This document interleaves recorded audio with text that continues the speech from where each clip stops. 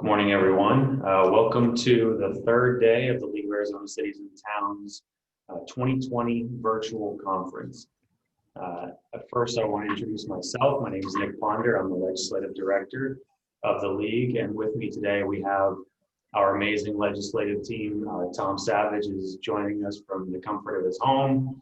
Roxana Patonis is here to my right, to your left on the screen. Typically, prior to this time of year, we would have traveled to a number of cities across the state, tried to hit the four corners and centrally located areas to give you a presentation on what legislation passed this year and how your cities and towns might be impacted by that legislation. Obviously, 2020 has been anything but typical, so we've been in communication with all of our cities and towns by email and through our new laws report, but this will serve as our update that we typically have at the conference, though the effective date for much of the legislation is already passed. What we plan to do today is cover the 2020 legislative session.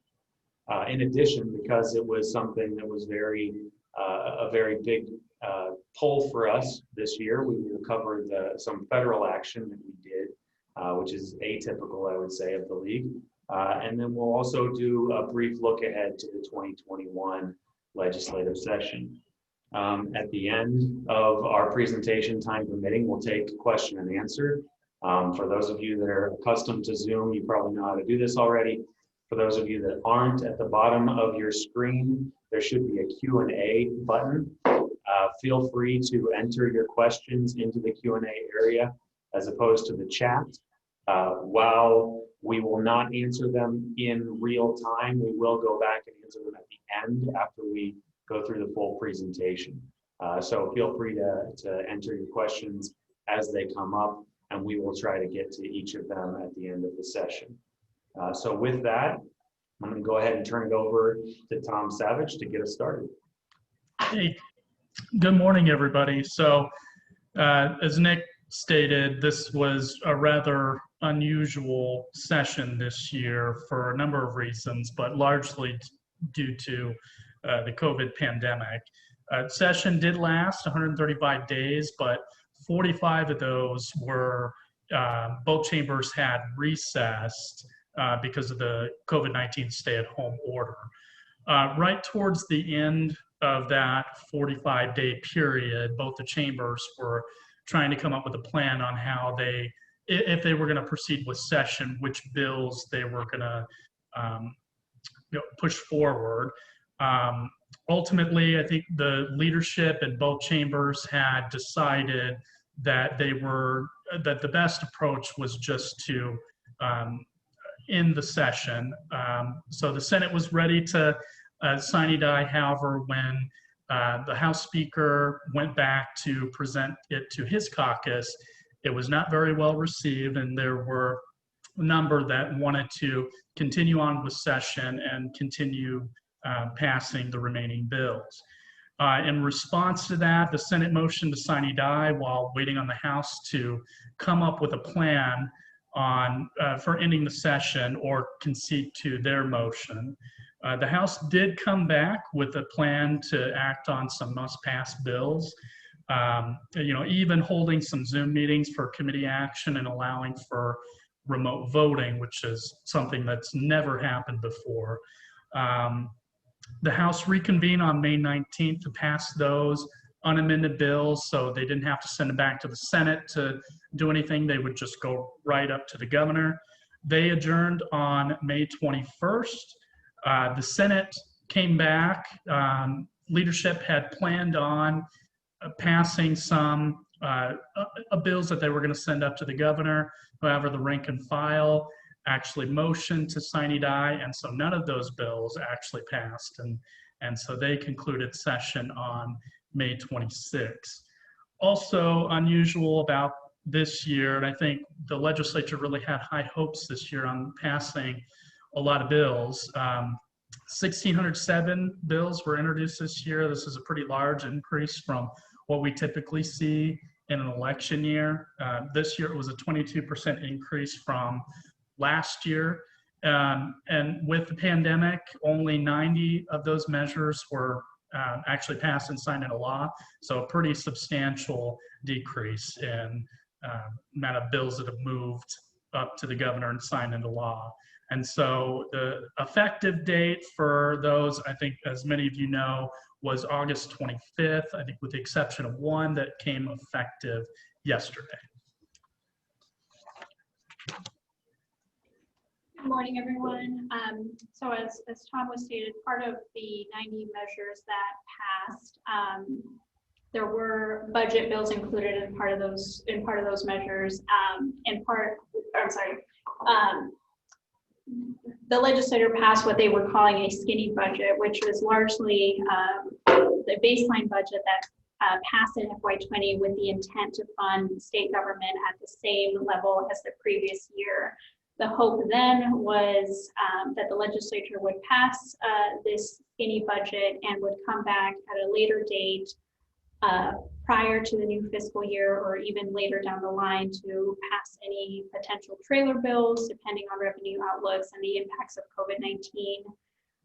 Part of the budget that was passed before the legislature adjourned included a $50 million appropriation to the Crisis Contingency and Safety Net Fund. This is a newly established fund administered by the governor's office, and monies in that fund are designated for housing assistance, homeless services, economic assistance to small businesses, and nonprofit organizations.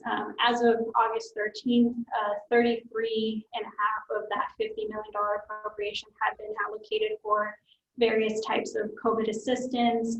As some of you may have been following, just a few weeks ago, there was $10 million allocated for small business rent and mortgage relief.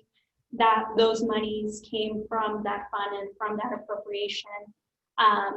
Our understanding, at least as of the latest JLBC report, is that $16.5 million of those monies are still or have not yet been allocated.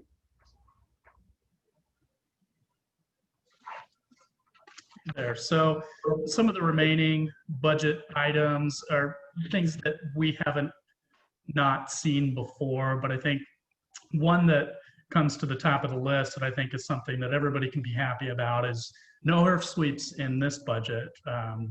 And we're still receiving the benefit of the highway safety fee. It is scheduled to sunset at the end of fiscal year 21.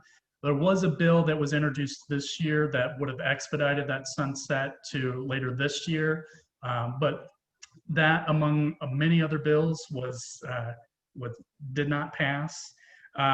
Next bullet here, something that we continue to see year over year in every budget is continuing the assessment on cities and towns to fund DOR. I think the only thing that's really different in this budget is the $6.5 million for the sewage discharge remediation and border communities like Nogales and Naco. If you recall, a few years ago, we actually had a league resolution that was requesting congressional support to deal with an issue related to sewer discharge coming from Nogales, Sonora, that was coming into Nogales, Arizona. And so I think this money is much needed for those communities down there to deal with those issues. Next slide. And now we'll move on to some of our league resolutions from this past year.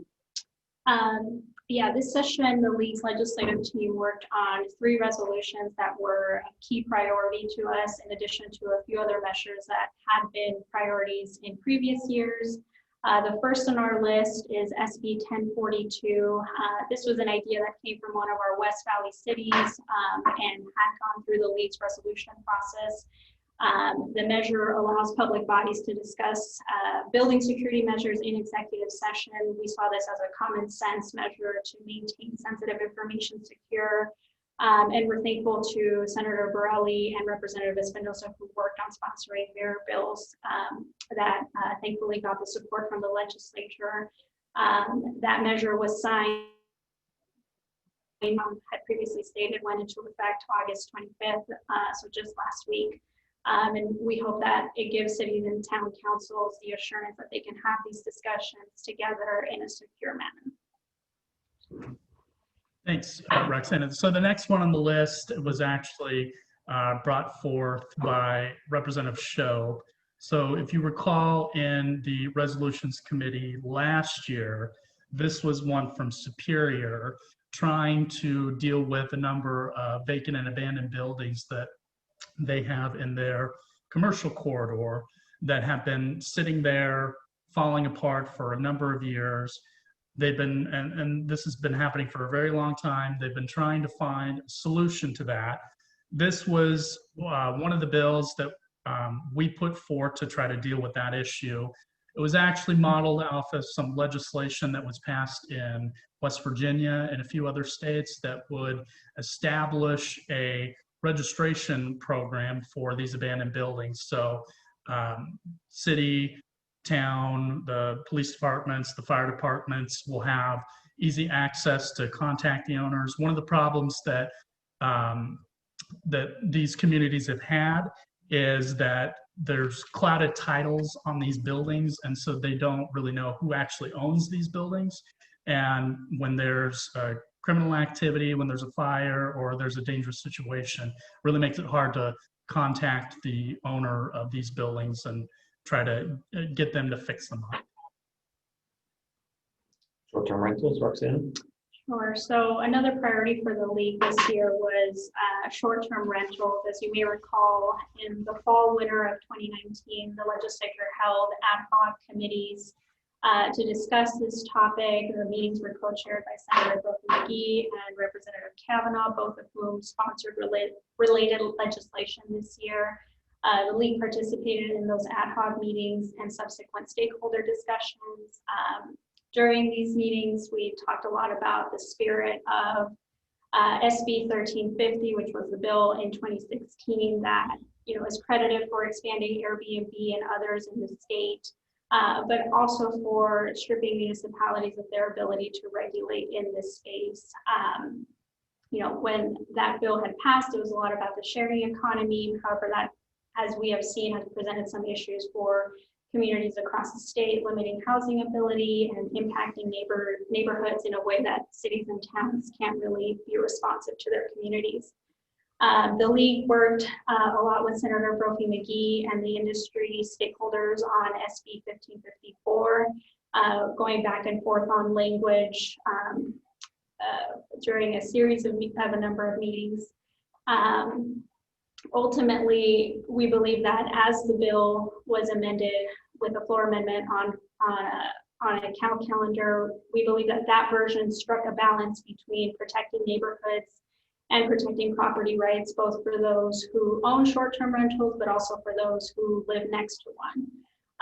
In these discussions, the league pushed for a return to local control for municipalities to be able to address zoning, health, quality of life, and safety issues related to short-term rentals, and would have ultimately allowed local governments to establish local zoning related to short-term rentals, including density caps or clustering options.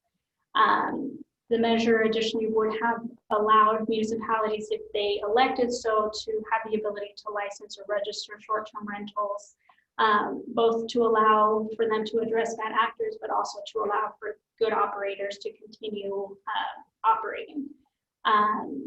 During these negotiations, the short-term rental industry was persistent about putting in statute a minimum municipal zoning requirement.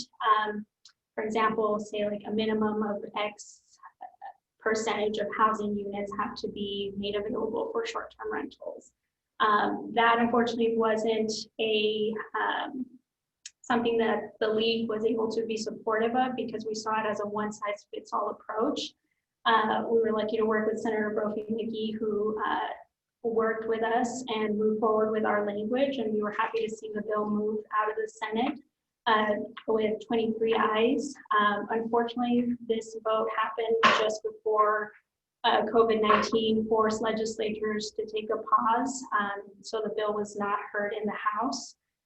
But this is something that we hope to continue working on this next session, and we will continue to treat it as a priority. We know that the appetite to address the issue is there for both policymakers and for community members. So we'll be active on that front as well. Absolutely. Tom, 2144. Yes, so actually this bill was reintroduced. This was actually a resolution a few years ago that would add to the state liquor board a seat that's for a municipal leader. It did go up to the governor and was vetoed. It was reintroduced this year with a few modifications that to satisfy the concerns from the executive. It was on, if I recall, I think it was on that third read calendar that the Senate had planned before they sine-died, but after that sine-die motion was made, this bill didn't get passed, obviously, and as well as a number of the other bills. Same thing with 2705. You know, this suffered the same fate as a number of other bills. But you know, as Roxana was saying, with all of our resolutions, we're going to continue to find opportunities to get these bills passed in a future session. I think for 2144, in the bill that preceded it the year before, if I remember correctly, they didn't receive any no votes in the process up to the governor's desk. So again, as Tom said, this would be something that we pursue going forward. Every year, I think we always see a number of preemption bills, and so that's what we're going to focus on now. First one, fire sprinklers. HB 2313 was a measure that was brought forth by the restaurant industry in response to a recent adoption of the National Fire Code requiring fire sprinklers to be installed in existing liquor establishments that have a capacity for more than 300 occupants that also serve alcohol. These are typically categorized as A2. The bill in question would have prohibited municipalities from requiring the installation of these fire sprinklers. The lead position was that, you know, there's a reason why these national fire codes are adopted. The reason for this specific provision in the fire code stemmed out of the incident known as the Station nightclub fire. It was a nightclub in which 100 individuals lost their lives, and I believe over 200 were injured. So we believe that, you know, it's part of municipalities' roles to mitigate the loss of life, both for residents, but also for the firefighters that help serve our communities. The cities, you know, typically adopt these fire codes every 6 years. And so that specific provision had been in place since 2015. The bill would have only required the installation to be done if there was a retrofit. Ultimately, there was not a compromise reached with the industry, and the bill was ultimately held in the Senate. So House Bill 2499, this was introduced to legislate a solution to a very specific issue regarding a court battle, you know, regarding a high-end residential development in the Northwest Valley and its access to CAP water rights held by a utility that was being condemned by a municipality. The issue, the background on the issue that brought this bill forward is fairly complex, so I won't go into the deep details. But what the bill would have required is anytime a city or town is going to go through a condemnation process for a utility, they would have to assume all the private contractual obligations of that utility, regardless if it was you know, not something that a city was legally able to take on. For instance, in this one case, you know, if there was some contract that these two private entities had entered into for some sort of infrastructure refund provision, and this bill had passed, and a city went in and condemned a utility and had to take on those obligations, that's not something, it's against the Constitution because we can't give private tax or give taxpayer dollars to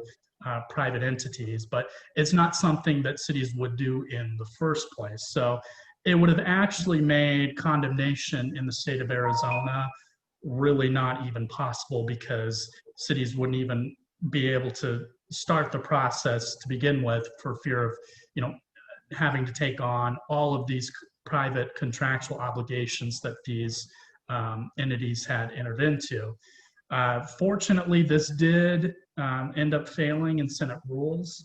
The rules attorney did cite constitutional issues with this, particularly with the gift clause, and forcing public bodies to assume private obligations with taxpayer dollars.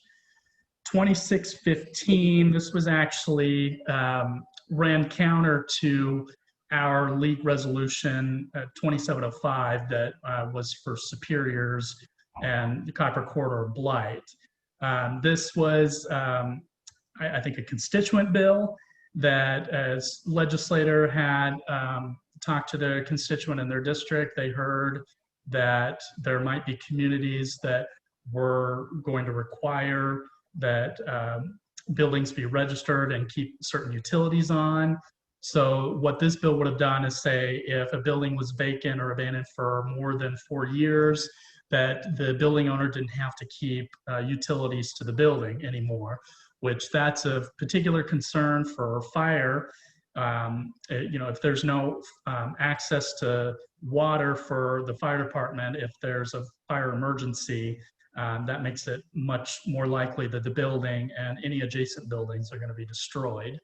2686 was actually one of the few that actually passed this year. This was actually introduced earlier on. This is national legislation that was put forth by the natural gas industry. Southwest Gas here in Arizona was the primary proponent of the bill. There were also other interests, restaurants, home building industry, commercial developers that were behind this bill. And what it was intended to do was to try to stop a national trend of city ordinances that ban natural gas connections in new residential and commercial construction. Now, no city in Arizona has tried to adopt one of these ordinances. In fact, this has come up in cities in the Bay Area, in Massachusetts, Washington State, and I think since January, there's probably been others who have considered adopting similar measures. So what this bill is, or this new law, since it's now in effect, is saying is cities, you can't restrict building permits based on the type of utility that's going to be serving the project, and you can't impose discriminatory fees or requirements on permits that are going to use one type of utility over another. This had tremendous support, again, from the chambers, the restaurant association, the gas industry, a number of other stakeholders.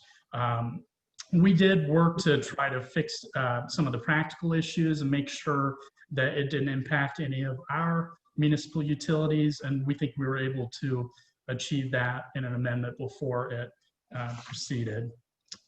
House Bill 2817, I think this one actually got a substantial amount of media attention here recently, and when the bill was moving through the process. So this was introduced by the two big rideshare companies to overturn Phoenix ordinance increasing curbside pickup fees and establishing a drop-off fee for ride-sharing services on airport property. The bill didn't receive a full vote in the House. In fact, it didn't even go to Cal. However, there was a 1487 complaint that was filed, resulting in the Attorney General to determine that it may be in violation of Prop 126, prohibiting new or increased fees on services. However, the Arizona Supreme Court was unanimous in their decision in April that the ordinance didn't violate the Constitution, and they also determined that the fee charged by the city was not for a service as protected under Prop 126, but for access to city property, thus not violating the Constitution. House Bill 2841, I think this was probably one of the worst preemption bills that we've seen in quite a while. This one was brought forth by the Home Builders Association of Central Arizona as sort of their way of putting forth a measure to deal with the growing housing affordability issue in the state. But in reality, what it would have done is exempted all but the most expensive housing developments from local zoning, design standards, and open space requirements. So in the bill, it would have required all cities and towns to establish the zoning overlay with at least 30% of vacant land that's zoned as single-family residential. And then within that zone, a developer could construct a development that's up to 15 units per acre, right next to a single-family residential development, regardless of objections of the neighbors, no open space, such as parks, outdoor development, or excuse me, outdoor areas or residential amenities, no design standards for the development. So in essence, it could essentially look like a prison complex and the city would be forced to approve it. Luckily, there was a substantial amount of opposition to this bill, so it did not make it that far. And so the last bill on our preemption list here was a push by the Arizona and U.S. Chambers of Commerce in an effort to shield private industry from class action suits brought by cities seeking redress for harm to taxpayers. What the bill would have done, how it would have accomplished this, is by placing substantial restrictions on contingency contracts for services of a private attorney, making municipalities really an unattractive client for such cases. It also would have required preclearance from the Attorney General on such contracts, even in cases involving the states, which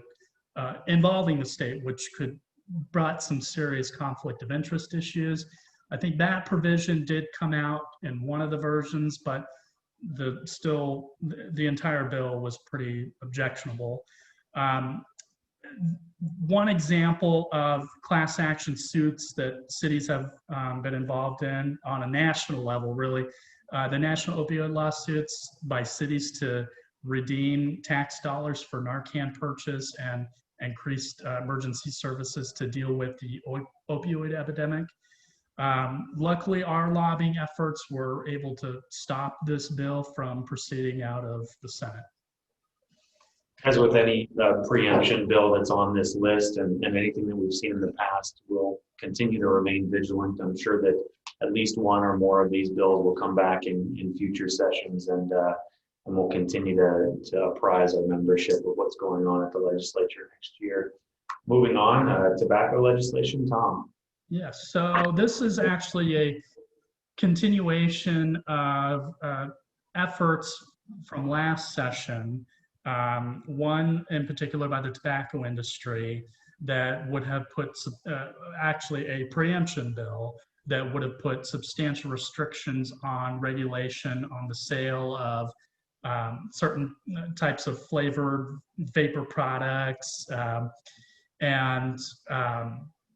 So this year, all those bills came back. There were actually 9 that were introduced this year. So I'm only going to touch on a few of them since all of them aren't even listed on here. So House Bill, the only 2 that actually moved pretty substantially through the process, House Bill 2826 and 2853, they were the ones that were able to pass their originating chambers, but they didn't receive a vote in the Senate. 2826 was intended to align the state's tobacco sale age to federal law. As some might recall, actually before the end of last year, Congress had passed a law that increased the sale age from 18 to 21. So a portion of this bill was just codifying our statutes to the federal sale age, and it would have established penalties for businesses that unlawfully furnish tobacco to minors. Offenses result in mandatory retailer training and fines between $500 and $5,000, depending on the offense, and possible suspension of selling tobacco products for multiple offenses. It would also require tobacco sales to be reported under a separate TPT code. The reason for that is to, what the intent was to be able to track where these tobacco products were being sold as a way to see which retailers are actually selling them, and so that they can go do compliance checks. And then it also give authority for DOR to restrict their use of that code upon the call from the Attorney General if they were found to be in violation of the statutes. House Bill 2853 is actually pretty similar to 2826, except it didn't contain the TPT code provisions. Senate Bill 1400, it was actually the tobacco industry's legislation that would have established a statewide license requirement for tobacco retailers. This one actually failed, among other provisions. This one actually failed a vote in the Senate committee. This one was driven by the tobacco industry and retailers, and among other provisions, it would have established a retail license. It would have been regulated and enforced by the Department of Liquor. They also wanted to preempt cities and towns and counties from applying their own regulation, even if, with regard to zoning of tobacco shops and advertising of advertisements near schools. There are some cities that do have distance requirements for tobacco retailer locations to keep them away from places where children congregate, schools, playgrounds, places like that. It's a quarter-mile distance. This bill would have brought it down to, I think, about 300 feet. So really, less than a football field's length from where it was currently now. So again, this one did not pass a committee vote. The last one on our list was actually Senate Bill 1501. This was actually the health and advocates version of tobacco retail licensing, supported by health advocates, schools, youth organization as a solution to the ongoing youth vaping epidemic, but it did not receive any hearings in committees. I think one of the consistent messages that we get from our communities on the tobacco issues is that you guys are hearing at your council meetings of this being a significant issue, youth vaping and the attraction of vaping, and it makes it very difficult for us to negotiate on any of these provisions that would make it more accessible. So we'll continue to listen to your concerns and address those concerns at the legislature in the event that these bills come back next year, which I think Tom and I anticipate. Yeah, these ones are coming back. So, and if you haven't gotten us your concern, and by the way, the concerns are not, certainly do not fall along a partisan divide either. This is all across the board from all kinds of cities. So if you haven't provided Tom with your concerns or comments on this issue, certainly you can email any one of us and we'll make sure that we consider that going forward. Okay, affordable housing, Roxanne. So the 2020 session also saw a couple efforts related to affordable housing. Early in the session, the League opposed 2348. This was a measure that would have capped residential rental TPT tax rate on a city or town. It would cap that tax rate at 5%. Although the impetus for the bill was a concern over affordable housing, which is a concern that we share as well. The League opposed the measure in committee due to a couple concerns. For one of the municipalities that currently have a residential tax rate, none of these exceed 5%. Additionally, if a city or town sought to raise that rate, it would have to be done so at the ballot and approved by voters. So there is a check and balance system on if a city or town sought to exceed that or to raise that rate. While the League supports efforts to address affordable housing, we felt strongly that placing a cap on a classification of tax would lead to other caps in the future potentially, and having could also lead to reduce that cap.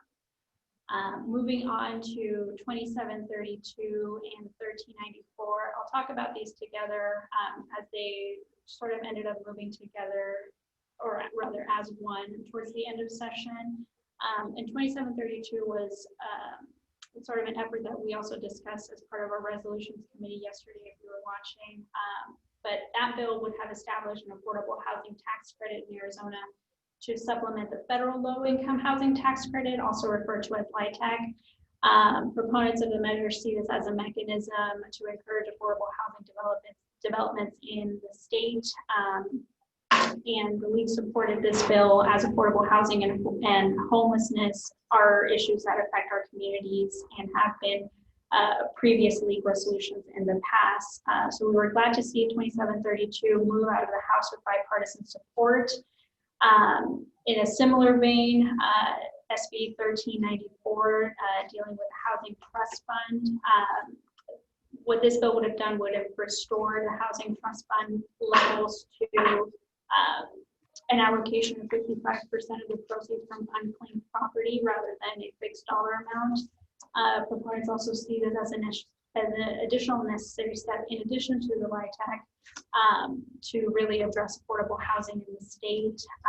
Although there was bipartisan support for both of these measures, kind of stalled towards the end of session.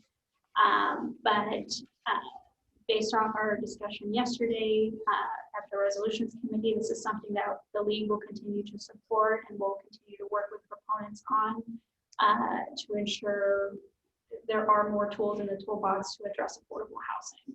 Yeah, and specifically with 2732 last year, I think all indications were that that bill was going to pass the Senate. It had substantial bipartisan support that it received in the House and was likely going to pass the Senate.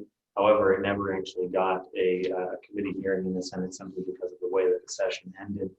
With respect to 2348, if there's any legislators or legislative staff watching, I think the league is committed to addressing issues of affordable housing. There are many ways in statute that actually preclude us currently from addressing affordable housing issues. We are happy to address those. I think sometimes when there are thresholds put into statute, it's very easy, as Roxana said, to amend those down, which would then result in municipalities not being able to satisfy their service needs. So that was the reason we opposed that. But again, we stand ready to have communications on any of these topics going forward. Transportation, Roxana. This session, there was also a big push to update the gas tax. There was a measure sponsored by Representative Campbell, who's also the chairman of the Transportation Committee. 2899 would have been the first substantial update to the gas tax in about 3 decades, and the measure would have raised that by 6 cents every year for the next 3 years. And then after that, it would have been adjusted to inflation. So right now, the current rate is 18 cents per gallon. That would have moved to 24, 30, and 36, and then adjusted for inflation. Additionally, another key part of this legislation was that the measure would have imposed a tax on electric vehicles and hybrid vehicles. The league worked with proponents that were helping to move the measure forward to share the stories of cities and towns, its backlog, transportation, maintenance, and deferred road projects. During a series of committee hearings, we had a number of mayors and council members come speak to the committee about their transportation needs in their communities. Prior to session, the league actually conducted a survey of cities and towns' maintenance backlog and also projects that were not funded, which we've identified as 5.6 billion in deferred maintenance and unfunded projects that we have throughout the state. Unfortunately, although the bill passed out of committee, it kind of stalled for a number of reasons in the session and failed to move forward out of the House. Nevertheless, the list of bills that you see on the slide were all measures that the Senate Transportation Committee took up at one point in the session and ultimately passed, although they also struggled to move forward in the process. We won't go into detail on all of these measures, but we put this on the slide to show that there is an interest in addressing the various transportation needs throughout the state from the legislature.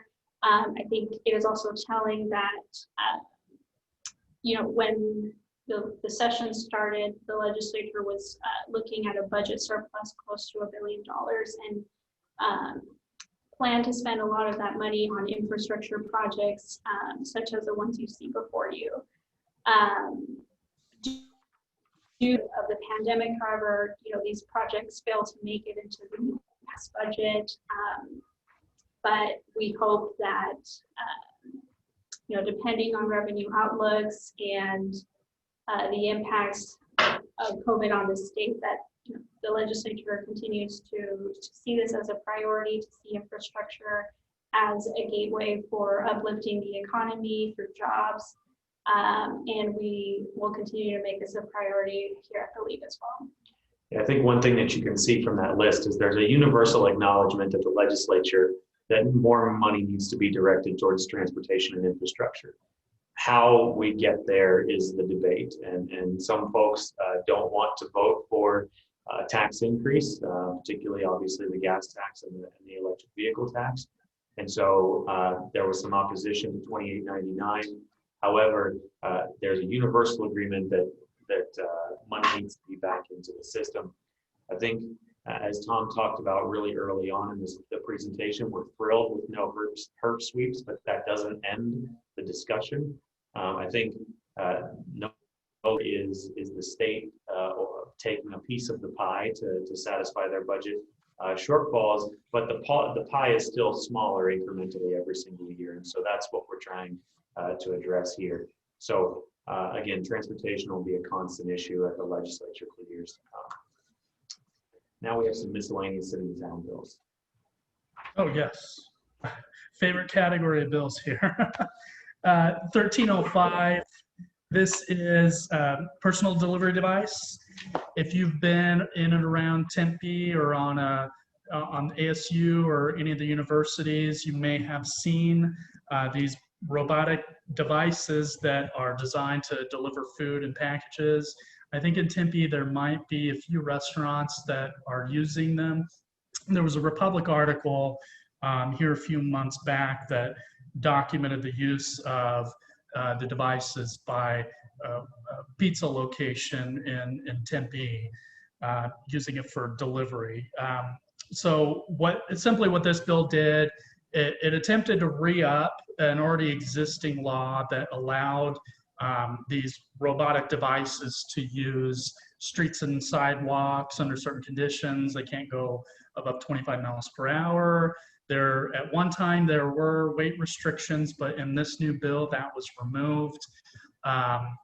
They have to stay on the side or the shoulder. They have to yield pedestrians, all which are great. Our primary concern with this is simply the insurance, which unfortunately we weren't able to address prior to this bill getting passed. The proponents of the bill had made a last-ditch effort. They saw an opportunity and pushed it forward. They were concerned about the sunset date on the existing statute, so they wanted to get this bill passed so they can at least have the enabling legislation and continue to provide these services during the pandemic. Senate Bill 1160, I think this one received a heck of a lot of media attention at the beginning of session. There was a substantial amount of interim study committees right before session began.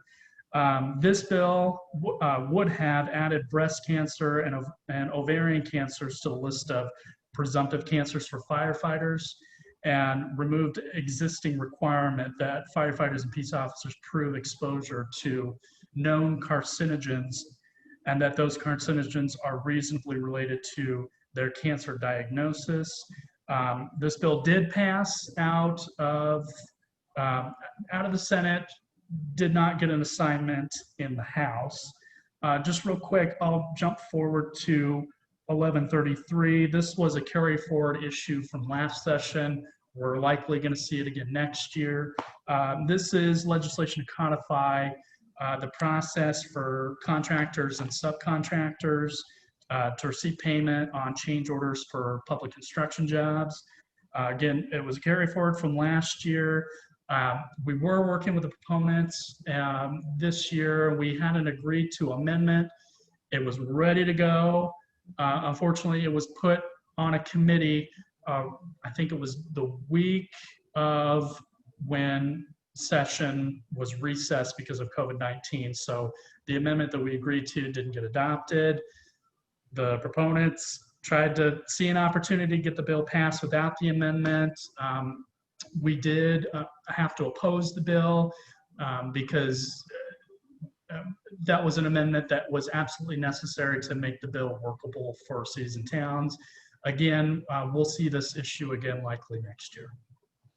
I just want to jump back real quick to 1160. That was a bill for those of you that are in cities and towns that you know very well. Those of you that aren't, you might that may be watching online. That was a bill that we supported.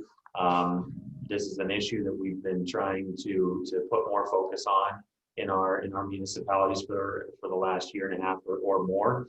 Last conference time last year, we actually had a session on firefighters who are diagnosed with cancer and how we might be able to mitigate that going forward.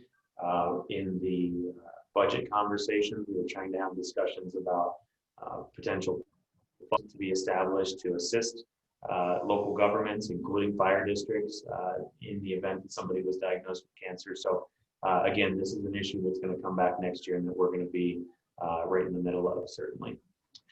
Roxana? Another public safety bill in which the League engaged on was 1333, the Police Officer Bill of Rights.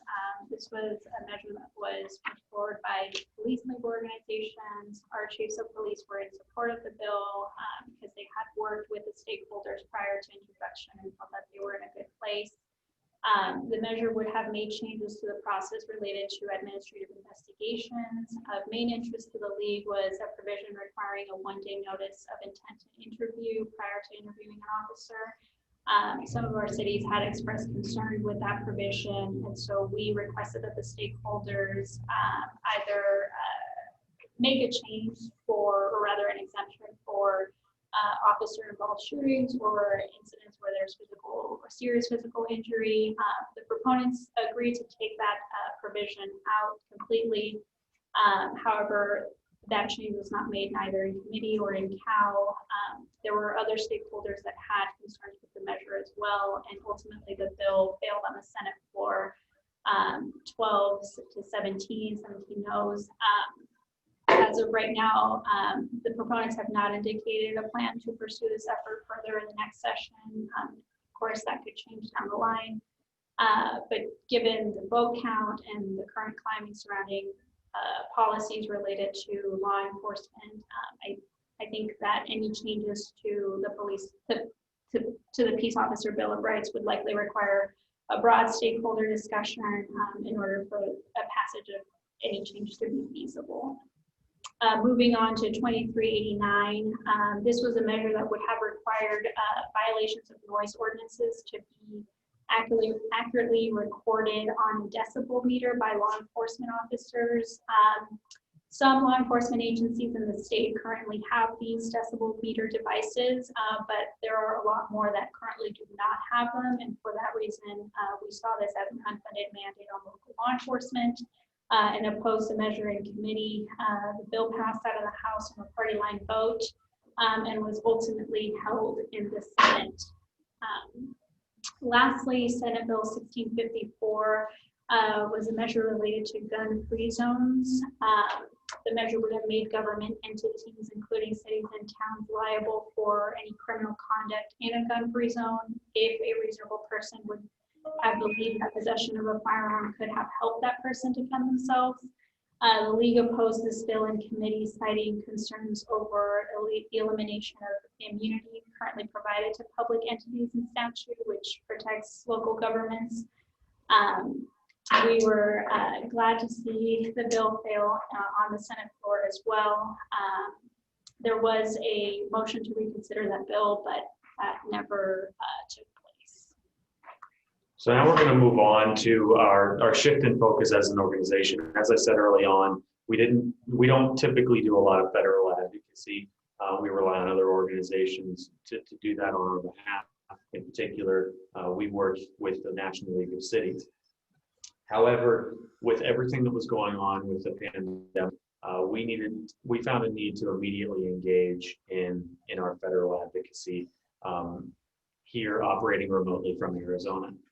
Tom and Roxanne did a lot of work in reaching out to cities and gathering information, doing other members of our staff as well, doing research on FEMA and the process by which municipalities can get reimbursed for FEMA.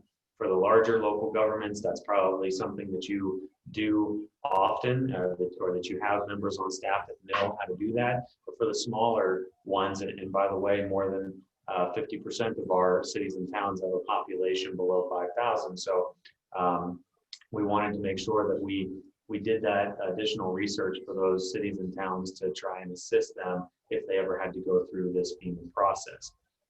We had weekly calls with the White House.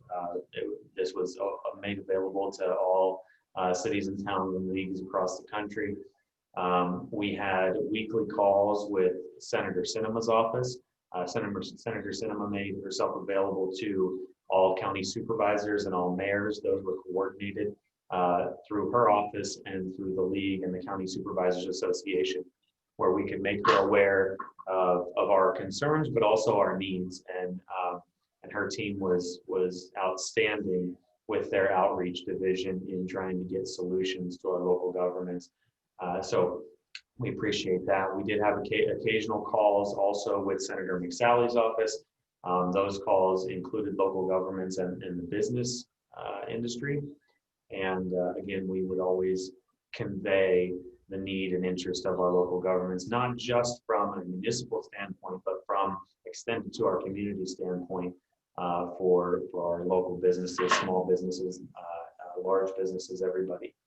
So we did that for several months. We worked with the National League of Cities, who also worked with 6 other national organizations, including the United States Conference of Mayors, the National Association of Counties, the National Governors Association, the National Conference of State Legislators, and others, in working on not only the first coronavirus relief package, but also potentially a second package that might come up here in the future.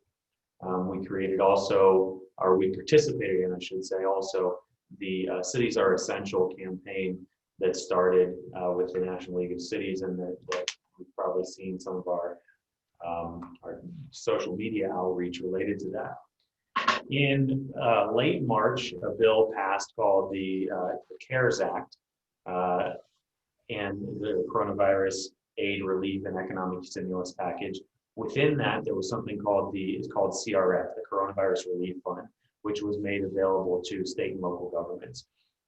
What the effort was at that time was to get $139 billion out to all state and local governments. However, it was only directly allocated to cities and towns with a population above 500,000. It was a per capita distribution, so no state received less than $1.25 billion, but then thereafter it was based per capita on your overall population. And those cities and towns that were below 500,000 actually had to go through the state to get their money. Okay, and at the time, or within the provisions of the law, there is no requirement that the state actually trickle down funds to our local government. So that turned us into not only initially lobbying the federal government, but obviously lobbying the governor's office to ensure that funds were made available to all local governments in the state of Arizona. So first, what we had to do is we had to lobby U.S. Treasury. And what we were asking for was a requirement, first of all, that the state distribute funds to local governments with populations below 500,000. In Arizona, there are 5 that receive direct allocations. There are 3 cities, Phoenix, Mesa, and Tucson, and 2 counties, Pima County and Maricopa County. So the other 88 cities and 13 counties did not receive any direct allocation. Ultimately, Treasury put out guidance saying that the monies that states received, so after the distribution to 500,000 and above, Arizona got 1.82 billion or 1.85 billion dollars. Sorry, and the guidance from the U.S. Treasury was that the state distribute 45% of that to local governments. In addition, we were trying to lobby U.S. Treasury for maximum flexibility in those funds that would have included local budget support. They did not allow for local budget support within the provisions of the guidance. However, what they did allow for was that all public safety costs could be presumed as related to COVID-19 for the purposes of these monies. So that did allow some flexibility in how that money could be utilized. I want to give a shout out to our legislature, both the House and the Senate, for hearing our concerns in these areas and sending letters to not only our congressional delegation, but U.S. Treasury, advocating for assistance in these areas and making sure that there was flexibility, making sure that all local governments received allocations. I also want to give a shout out to Senator McSally and Senator Sinema's office for doing the same thing. We really appreciate their efforts in that area, and that led to some, we believe that led to some of the provisions allowed in here for the flexibility that we did have the opportunity to receive.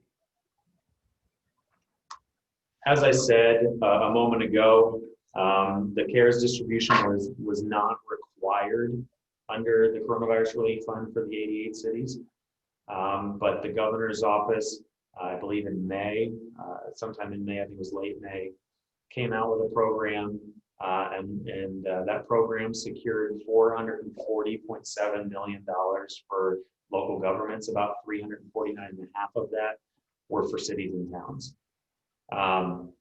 We want to tip our hat to the governor's office for finding a creative way, albeit the 440 million is not 45% of 1.85.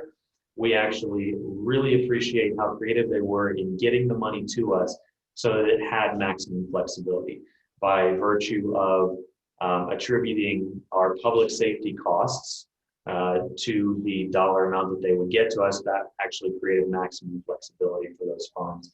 And we greatly appreciate that. We then worked with all of our cities and towns to ensure that they made their applications to the governor's office, and those were due by July 31st. As of this point, I think almost all of the money has been distributed. There are some cities and towns that are having their next council meeting to vote to approve the receipt of the money, and then the governor's office will get that out to the rest of us. In addition to the $440 million AZ CARES fund, the state also made available $150 million in what they call the Express Pay Fund. What this did was it basically negated all of our early research on FEMA protocols. So in a way, that's actually good because we didn't mind doing the work, but also what it did is it allowed cities and towns to apply to this $150 million fund. It also allowed nonprofits, by the way, but to apply to this fund to receive a reimbursement for some of the PPE that they purchased. That PPE would have otherwise been covered by FEMA, but the process that it takes for FEMA to get those funds to cities and towns takes upwards of 4 months or more. So the ability to receive that money quickly from the governor's office, we think was great, and we greatly appreciate that. So since all of that has happened, and again, we continue to do research, Tom and Roxana have put together surveys. Roxana did a survey of all of our cities and towns on what the fiscal impact has been up to this point.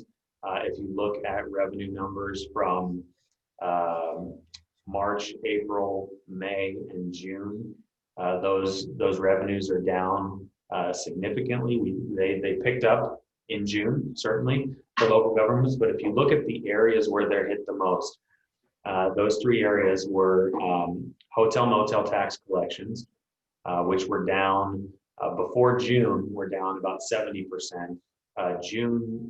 The June numbers alone were around down 30 to 35% from the year prior. If you look at restaurant and bar, for those first 3 months, it was down about 45% in tax collections. That dropped significantly for the month of June. I think it was only down about 11%. So that means people are getting back out and using the restaurants, and hopefully those small businesses have been able to withstand the crush of COVID and return strong. And then the other area that was hurt was amusement. So all the sporting events, obviously, theme parks, golf, etc. Those were all impacted substantially by COVID-19. I think they were down about 65%. For any of the cities that have convention centers or get convention traffic, I think that they know that they've been hurting substantially as well, because that foot traffic is no longer in those communities. And so what that requires us to do is to try and secure money for a subsequent package. We have heard from local governments across the state who are currently using their reserve funds because of the impact of COVID-19 on their revenue collections. And so we think that the local governments serve as a strong foundation by which small business and large business alike can build upon. We provide, obviously, the transportation and infrastructure, the trash collection, wastewater. We provide the public safety, police officers, firefighters, EMS, et cetera. And so to the extent that municipalities are strong, we believe that our small businesses and our large businesses will be strong as well. And so we continue to advocate for assistance. I think many economists, nonpartisan economists, have made this claim as well. And there was an article in Bloomberg that indicated that as the 2009 subprime mortgage crisis was happening, that the private sector was ready to come out, but the public sector was just going into their impacts. And so that prolonged the economic downturn that we had at that point in time, and we could have had higher growth with additional measures. So what we're trying to do is try and procure additional measures for our local governments to ensure that Arizona comes out of this economic downturn quickly. I think June numbers were positive. We don't know what the future holds with either a second wave of a pandemic or anything else that might transpire. But again, we continue to advocate on our local government's behalf. So there has not been a package yet agreed to. I think anybody that follows national news knows that the House and the Senate are at an impasse as it stands right now on additional assistance relief for COVID-19.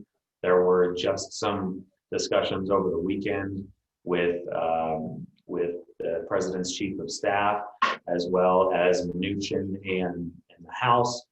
So we're hopeful that conversations progress and lead toward additional assistance, but I don't know exactly where that's headed. Here are some examples just of some of the social media that the League has put out over the past few months. As you can see here in the middle of the page, we had a letter signed by 78 of our 91 mayors asking for state and local additional assistance. We appreciate all the mayors who agreed to sign on to that and advocate for local government's behalf. On the far left side of the screen, you can see some of the survey information that we utilized. Certainly, you can go to our Twitter page and find all that information. And then on the right side is some quotes and information data provided by Jim Rounds, who did an analysis on what state and local assistance might do to our local economy on the positive side. So that's what we did on the federal level. And again, we will continue to push on behalf of our local governments. We want to move on now to a look ahead for 2021 before we get into Q&A. So with that, special session. Yeah, it's hard to believe that we're already looking ahead to 2021. But opportunities for special session. Originally, when the legislature had adjourned sine die back in May, there were already plans to convene a special session to pass or to enact liability protections for businesses that were reopening during the pandemic. There were versions of a bill that, in fact, I think the House had passed a version that they'd sent over to the Senate. The Senate did not consider it. There was another version that was being floated around, but it was never formally introduced. One of those versions would have also extended those liability protections to local governments that were reopening their public amenities, but thus far no agreement has been reached on any public or any immunity legislation to be passed. I think waiting on what Congress does, as Nick was saying, as part of one of the most recent coronavirus relief package that's being negotiated. Leader McConnell has made it very clear that in order for a bill to pass out of the Senate chamber, that there needs to include some liability protections for businesses. So I think everybody's waiting to see what that legislation looks like. I imagine this would likely be a 2021 issue next session. I think both if the Congress does or doesn't act on this issue, but really there continues to be a push on the executive, the governor, to call a special session to address his emergency executive authorities and the ongoing business closures and economic recovery due to COVID-19. There's been some movement on business reopenings and a few in our counties, but I think there are some in the majority caucus that would like to see these business openings expedited, and they would also like to see some of his executive powers limited during an emergency. In order for the legislature to call a special session, they got to have 40 votes in the House and 20 in the Senate, and thus far they're nowhere near that threshold. If the legislature were to call themselves in a special session, they can consider legislation as they see fit. If the governor calls, it is very specific to whatever his call for special session is. In addition to the plans to passing the liability protections, there was also talk of passing other priority legislation that had to be scrapped. It wasn't able to get passed because of session abruptly or ending back in May. But thus far, it doesn't appear that we're going to be seeing a special session in 2020. It's likely all those remaining issues, including the liability protections and limiting the executive authority, is likely going to be a 2021 issues for next session. Yeah, moving on to the elections coming up, I think I'll take an opportunity to plug our pundits panel, which is going on tomorrow. It starts at 9:30. I will be facilitating that with Chuck Coughlin, Chad Campbell, and Paul Bentz. So if you're interested in hearing more details on elections and what their anticipated outcomes are, certainly we would encourage you to join in tomorrow for that. So this particular legislature, there yielded 4 House seats gains for the Democrats in 2018, and the Senate remained status quo with a split of 17 to 13. The House was 31 to 29. I think Democrats are certainly bullish on their 2020 hopes, regardless of what happens at the top of the ticket. And I think that you can see that in some of the primary turnout and vote totals. I think Republicans might be eyeing a gain in Legislative District 4. in the House. The Republican single shot candidate in that district was the second leading vote getter in that district. There was an article in the Yellow Sheet last week about the Republican optimism in that district. But I'm not sure where the polling is as of right now. Legislative, other areas for pickup, I think the Democrats see legislative district 6, both in the House and in the Senate. Legislative District 20, both in the House and in the Senate. Legislative District 21 in the House, and Legislative District 28 in the Senate. And also Legislative District 17 potentially in the Senate. Obviously, many things have to go their way, with particular focus on Maricopa County Legislative Districts 28 and Legislative District 17. You can see a map of voter registrations by district, and that map in those particular districts has turned from more of a maroon or more of a purplish color, I will say, to more of a light to medium blue. And so again, they're certainly bullish in those areas.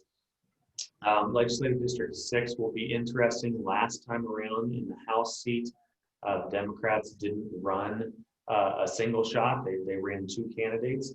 And I think many people believe that was to their detriment in picking up another seat there. This time they did run a single shot. However, they will be joined by a 4th candidate on the ballot, which would be the independent Art Babbitt. And I have heard rumors that he is doing really well up in 6. So it'll be interesting to see what comes out of there. And if the numbers remain the same with 2 Republicans, no Democrats, a Republican and independent, Republican and Democrat, any sort of mix of that group there. LD20 is really interesting. The last go around in 2018, there were actually 3 individuals on the ballot in the Senate race. And that race was decided, I believe, by around 2,800 votes. So there's certainly some potential for that to yield a change. I think what is more likely, if you talk to some of the pollsters, would be a House change in that district. The top vote getter in that district was a Democrat in the primary ballots, and that is a single shot opportunity there in that district. So it'll be interesting to see, obviously, what happens there.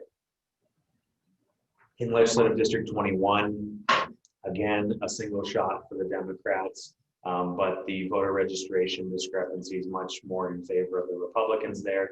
The difference in that district versus the one that I just mentioned, LD20, is that there was a contested Republican primary in 21, which might have skewed the numbers for who was the top vote getter. So I think that's, the outlook on what happens on November 3rd is certainly up in the air, but I would be surprised to say, I would be surprised if there weren't some changes in favor of the minority party going forward, just based on the data that we're looking at, not based on any preferences or anything like that.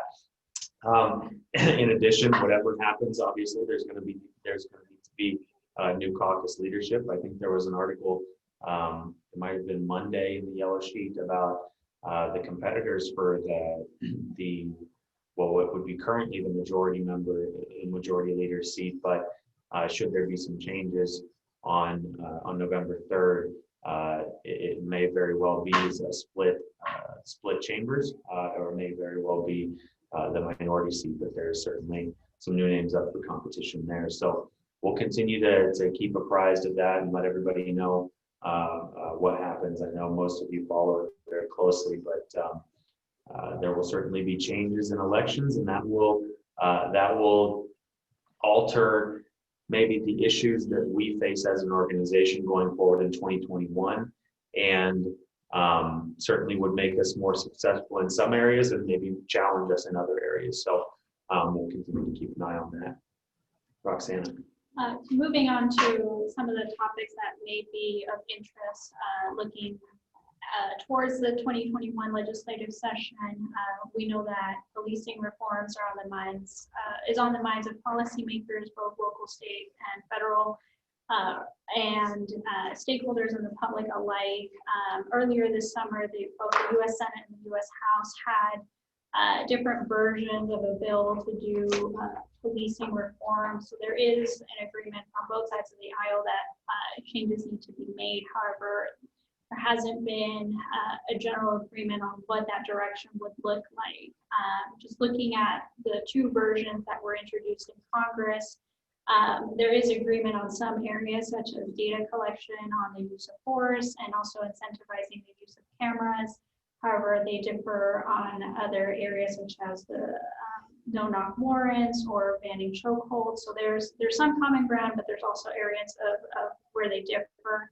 At the state level, we know that legislative Democrats have made some of their priorities in police reforms known. They're advocating for things such as body cameras for all officers, external investigations in deadly and physical excessive use of force investigations, creating a database for officers' discipline records, as well as requiring cultural sensitivity and de-escalation training. From the executive side, earlier this summer, Governor Ducey indicated that he would also like to see changes made at AZ Post to make it a more diverse board and also include additional training requirements for officers. As cities and towns, we know that police reform obviously has been a topic of discussion given some of the current events that we've seen throughout the country. Cities and towns employ 70% of law enforcement in the state. So we understand that there is a need and a desire for accountability in policing, and we want to be part of that solution and part of those discussions. So we're interested in meeting with legislators on these topics, whether there is something done at the federal level or not. If these discussions are taking place, we would like to engage and be at those tables since we work with law enforcement agencies often. Tom? Yeah, so I think COVID-19 has reignited attention to the state's UI benefits. Probably the amount that's set at $240 a week. I think that's not the lowest. I think Mississippi's the lowest in the nation, but however, I think we've heard, legislative Democrats have cited that $240 a week certainly falls short to sustain housing and basic needs. And there have been obviously conversations about increasing that amount in the future. We could certainly see this be another item in the 2021 session. Roxana? Sure. Moving on to civil asset forfeiture. Earlier in this legislative session, there was a bill, Senate Bill 1556, that sought to make substantial changes to civil asset forfeiture laws. One of those changes was proposing that property could not be seized until after conviction. There were some concerns from prosecutors about how practical some of these provisions could be. I think they saw some of the measures taken from other state statutes and implemented here, but not done so in a way that made sense for Arizona. Ultimately, the bill failed to pass the House. But we know that groups such as the Goldwater Institute have made public statements stating that they will continue to pursue this issue. I think specifically right now they're looking at a case in Tucson. So we expect to have further discussions on civil asset forfeiture in the following session. Yeah, we already talked about what is the potential for infrastructure going on in 2020. I think if you look at, so we'll move on to the league legislative agenda.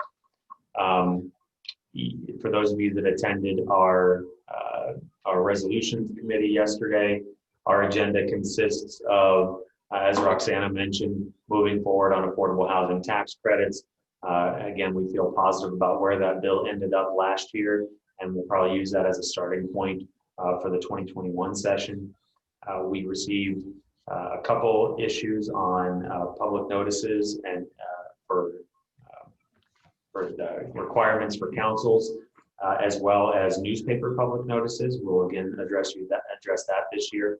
This past session, there was a bill moving through the legislature. I think it passed with around 41 votes in the House related to consular ID cards and allowing the consular ID card to be used as a form of identification. And then some of our resolutions from last year, we're going to continue to pursue, most notably the short-term rental effort. Again, we're going to use last year's ending point as a jumping off point for next legislative session. And the blight bill that we saw come out of the Copper Corridor. Again, we felt positive in the states that we used as an example for the effort last year, and we're hopeful that we'll have an opportunity to pursue that further this year. And then ultimately, that liquor board membership bill that likely would have been passed and signed this year if not for the COVID-19 pandemic and the abrupt end to session. So that is, I know that was a lot of information. And it was a lot of work for our staff. Again, I can't thank them enough for everything they did, as well as our cities and towns and the intergov community for all the information that they provide us in being able to be effective at the legislature. I'm looking at the Q&A now, and I don't see any questions with the exception of the question of will this be available? And I did get that from a couple of intergovs. We will provide this to our cities and towns, the presentation. And if anybody else would like it, certainly they can shoot me an email and I'm happy to share it. I'll just hold on for maybe one or two more questions if there happen to be any, but if not, feel free to jump off, and we'll see you next session.